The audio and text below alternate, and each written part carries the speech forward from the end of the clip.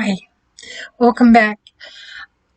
If you haven't seen our first video, maybe I suggest you just pop back. It's basically just does a rundown of what happened to me 7 years ago when I was having symptoms, stroke-like symptoms, what happened to me as far as mental health after that. But at that time, I didn't have a diagnosis. Now in this video, we fast forward 7.5 years to 2020, when suddenly, after almost forgetting about what had happened to me in 2014 and long thinking that whatever was causing those symptoms had long gone, because for the past 2 or 3 years the symptoms had ceased. And I just kind of figured it was over, and I didn't think too much more about it. From 2014 to 2020, life kind of got back to normal. We were doing what we love to do. We went on some great holidays. Because I didn't have a diagnosis of what had been going on, I was never able to get travel insurance. But because it sort of had calmed down, we didn't worry too much about it. Over the years, my depression faded slightly. The anxiety lingered on, but I, was able to cope with that. And our life just went ahead as normal. Fast forward to 2020. So I just woke up one day. My husband stayed in bed snoozing. I went out to feed our fish. And as I picked up the fish food container, I had that old familiar feeling back in my hands. This time, where in the past it had been in the right hand, this was now on the left hand. And just that old familiar feeling just sent me into a real shock. It was like a terrible, visitor from the past. And I rushed in and woke my husband up. I was gutted, absolutely gutted. I was distraught. I didn't want this to be happening again. I just, oh gosh, it was horrible. So my husband rang an ambulance, and because it had been so long, I just felt, you sort of feel that being in hospital is the safest place you can be.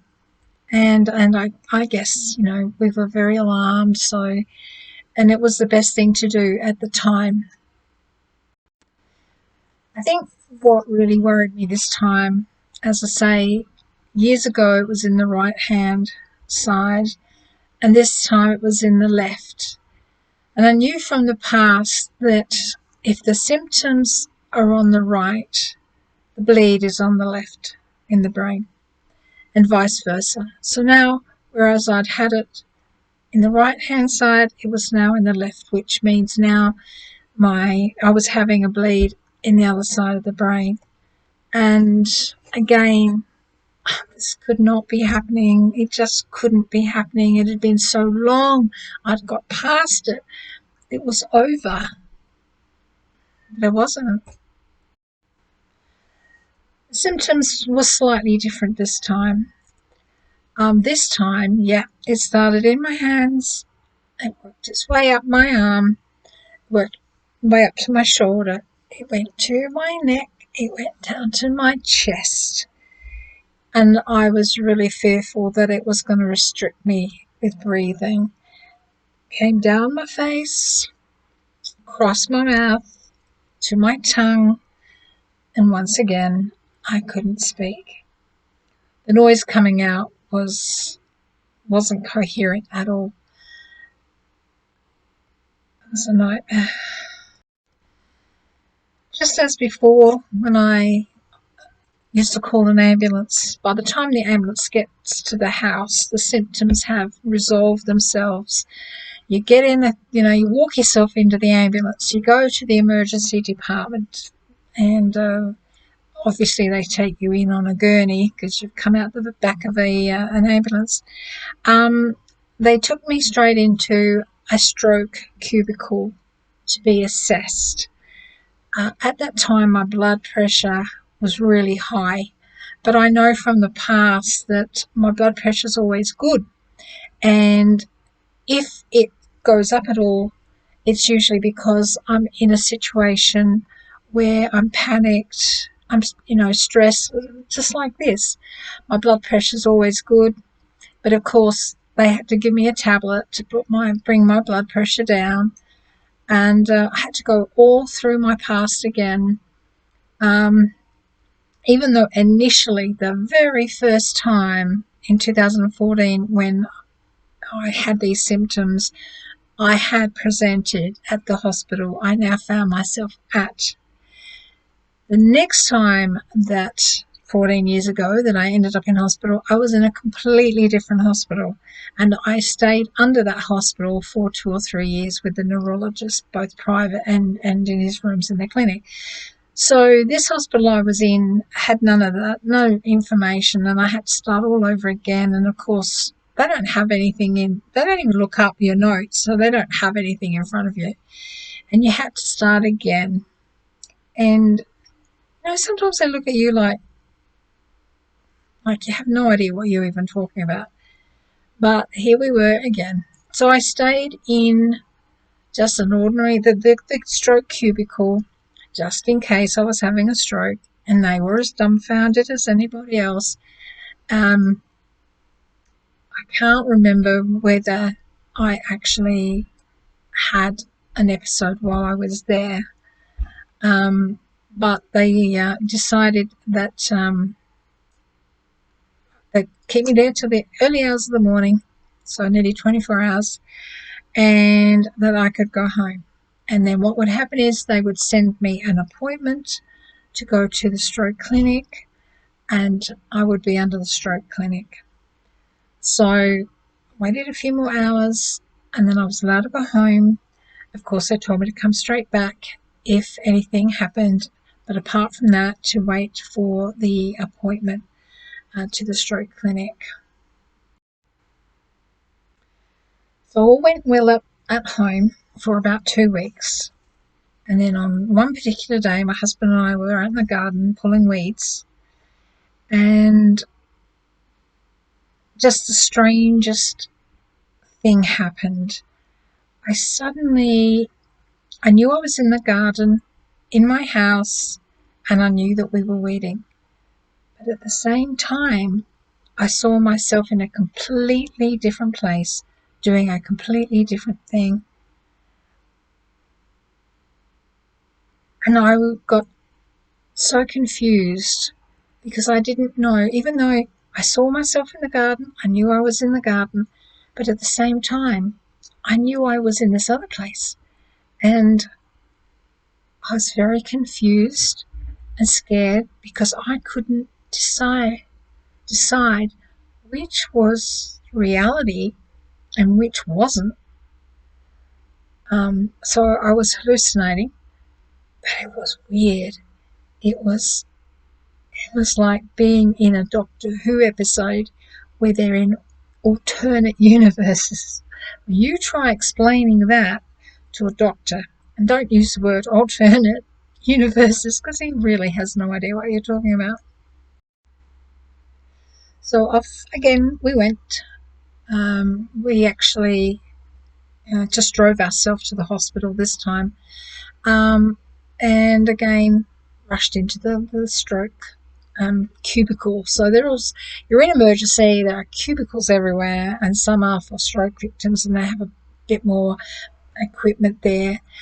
So I ended up in one of those and trying to explain to this doctor. I should just have used the word hallucination and he might have got what I was talking about. But even my husband, who was trying to explain it, just didn't get it, just didn't understand what I was talking about. Anyway, so it was decided that I would be admitted because now they were all confused and I thought that would be the best thing to do. And so I was admitted into the stroke ward of the hospital.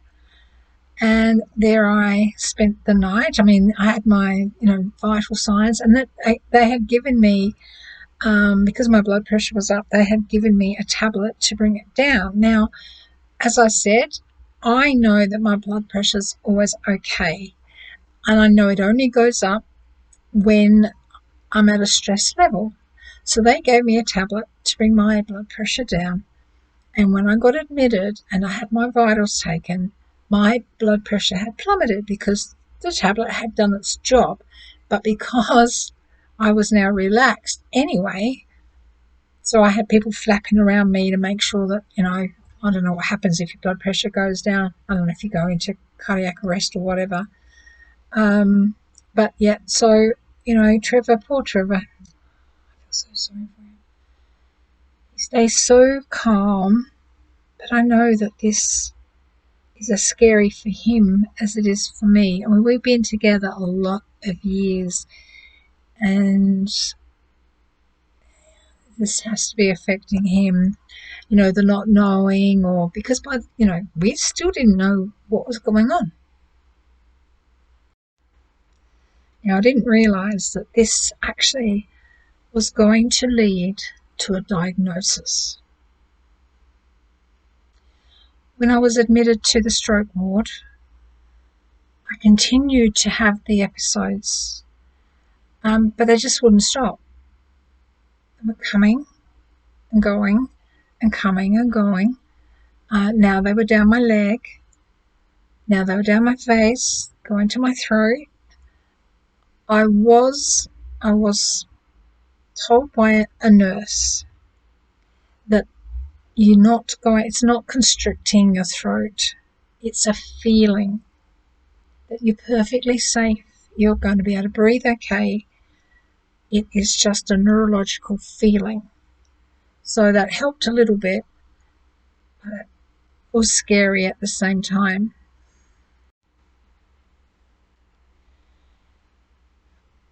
Even though I was in the stroke ward, I felt like the nurses, it wasn't the run-of-the-mill things that happens to somebody in the stroke ward.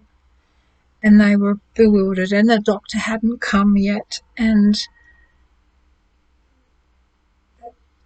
they just stood there and kind of looked bewildered because, what can they do?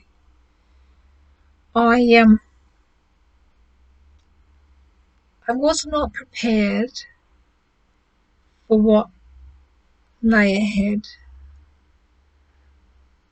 Never for one moment did I ever think it could possibly be anything other than stroke related.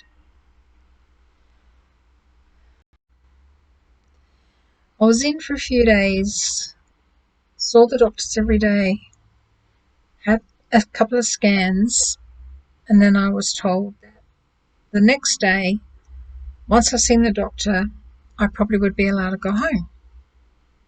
Good. It's great,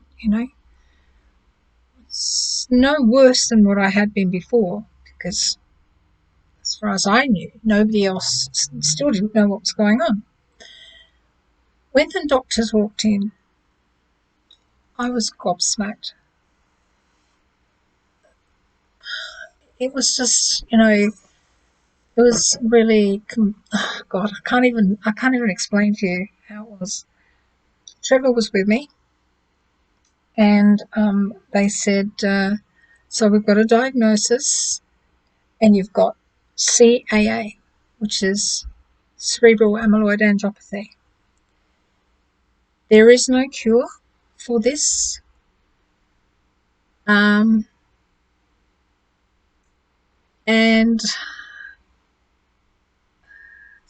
pause this for 1 second. They said, simply put, it's a build-up of plaque in the brain, It makes the veins brittle and they bleed. And because there is no cure, this will eventually lead to dementia and almost certainly a cerebral hemorrhage.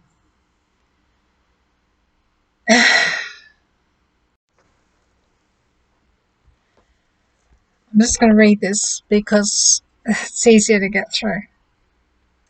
So there is no cure and will eventually lead to dementia and most likely cerebral hemorrhage. The life expectancy is around 10 years, give or take 2 years from diagnosis. You should go home tomorrow and make the most of every day. We'll give you sodium valproate to take for the rest of your life. It will not cure the C.A.A., but it will calm your brain and help with the episodes. Make sure to keep your blood pressure down. Do you understand what we're saying? Well, my God.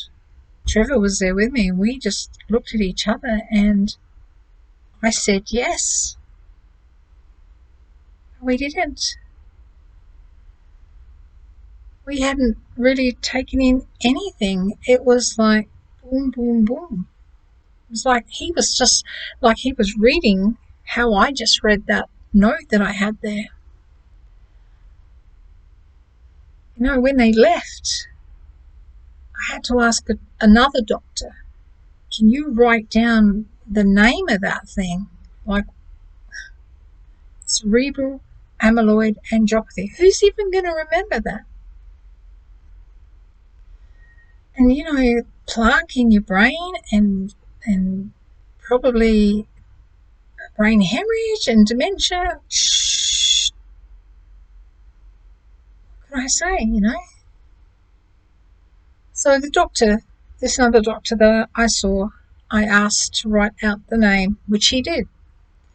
And when he gives it to me, he said, now you got to remember, you can't take any blood thinners because blood thinners obviously can be dangerous to you if you have a bleed. And also don't take anti-inflammatories because that has the same effect. Oh gosh, I've needed anti-inflammatories so many times in my life. I've got so many bloomin' health problems, one of which is spinal stenosis. And when that flares up, I take anti-inflammatories to help with that. I've never taken blood thinners, but you know, now I've got to make sure if I ever go into hospital or whatever, or something happens, that everyone knows what I've got and they don't think I'm having a stroke and they don't try to give me blood thinners, you know, because I think that's one of the main things they do if they think you're having a stroke. I don't know. What are all these things we've got to do? What is our life going to be? What is my life going to be? What will Trevor's life be?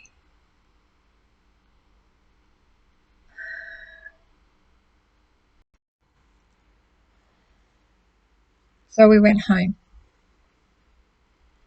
and we did what just about everyone does, and we contacted Dr. Google. And my gosh, when I read the words and they sunk in, you know they call it the ugly disease? You know why, don't you? You've heard of what our lives are going to be. Some lives worse than others. But I think the name ugly disease just about says it all.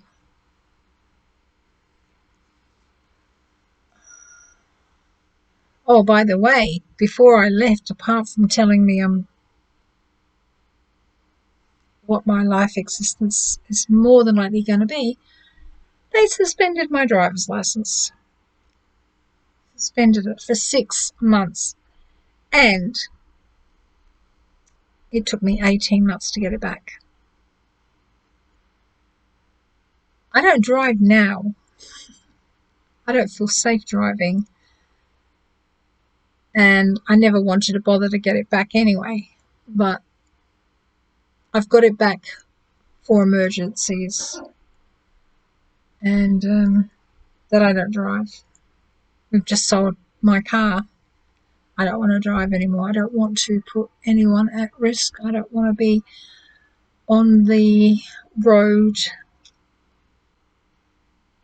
And as I say, I've only got it back within the last few months. There was never, I wasn't given a follow-up appointment. I was never given that, never received one. I did ring the hospital to query it, and they said, oh no, there's no need for a follow-up. I guess at this point, I'm not sick enough. I guess down the track, I will be. And that's when they'll invest their time and money in me. I understand that. The government doesn't support the hospitals. We're short of doctors, we're short of nurses, and quite frankly, right now, I would rather other people that need it get the attention. Now, I am following my notes here because I've got so much to say that with my memory, pardon me, I can't remember all of it. So please forgive me if I keep looking down there and I keep pausing, trying to make it so that I don't have to do a lot of editing, because I just recently got a new laptop. My husband bought me a new laptop and it's got a new editor that comes with it, and I'm trying to learn that. And it's all well and good while I'm sitting here, but if I walk away for half an hour, I've got to kind of go through it again and try and work out what it is. Let me see what this is. We were told many years ago by the neurologist I had at the time is you don't have to run to the hospital every time you have an episode. And the episode, of course, being the numbness, the changes, the slurring of the speech, the drooping of the face. And so we've not bothered to do it because he said if it changes at all, you will know if you need to go to the hospital. And so, we back then we didn't run to the hospital, and we didn't sort of feel it was a waste of time. And I always got stuck in hospital, and nothing ever happened except for the time that I was diagnosed with C.A.A. But right now, I prefer to stay home. And I've read a lot from other people that they just ride their way through the episodes and leave it at that. When we came home from the hospital with my diagnosis, I decided not to tell our children. They're grown up, they're married, they have their own families, they've got their life, they've got their worries. I gave them a very shortened version. I left out the ending. I think there's time. Sooner or later, there'll be time to tell them in depth. And, I'm just not, I wasn't ready to tell them because, as I said, I didn't want them to be worried about something that may not happen for quite a few years. Now, that was about 18 months ago. And in all that time since then, I've not had another episode. And I only took the Zodium Valproate for a very short time because I specifically asked, is this going to cure the C.A.A.? Is this going to save me? No. It will calm your brain and calm down the episodes. And I decided I hate taking medication. And I definitely hate taking medication because even when I was in hospital taking the medication, it didn't change it. I was still having the episodes. I was still aware of them. I still felt them. and I decided not to take the sodium valproate. And again, there probably would come a time when I would, but right now I don't. You may think that's stupid. It's not going to cure me. It's not going to save me. It's not going to stop the episodes. So that was 2020. That was my diagnosis. That's how I got it given to me.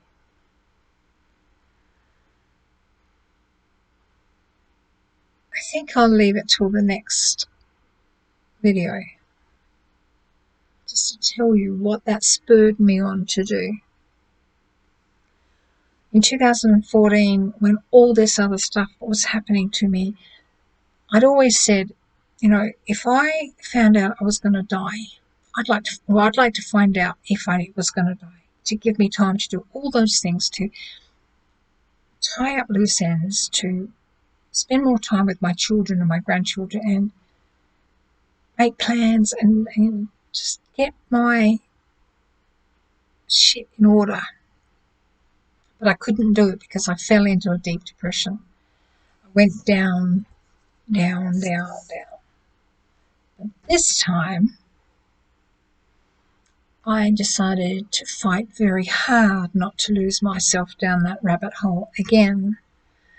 And I succeeded quite satisfactorily. I still have very bad days and fearful days, but I had very productive days. So in the next video, I will talk to you about what I managed to achieve and get done. And I'll also let you know that a month ago now, so almost 17 months after my 2020 trip to the hospital, I had another episode. So the first one in I don't know whether it's 16, 17, 18 months. And I was at my son's house with his family and my grandchildren and my other son and other people, and I couldn't get out of it then. The time was here, and I had to tell them. I'll tell you about that in the next video. Thank you so much for being here. Thank you for coming along. We're getting closer to Christmas. It's 6th of December today, 2021. There's a lot of Christmas presents around the Christmas tree this year. And I'm looking forward to Christmas. I'm doing okay. It's been a hard year, but we're getting there. And I hope you are too. See you next time. If I can find the off button, we will turn it off.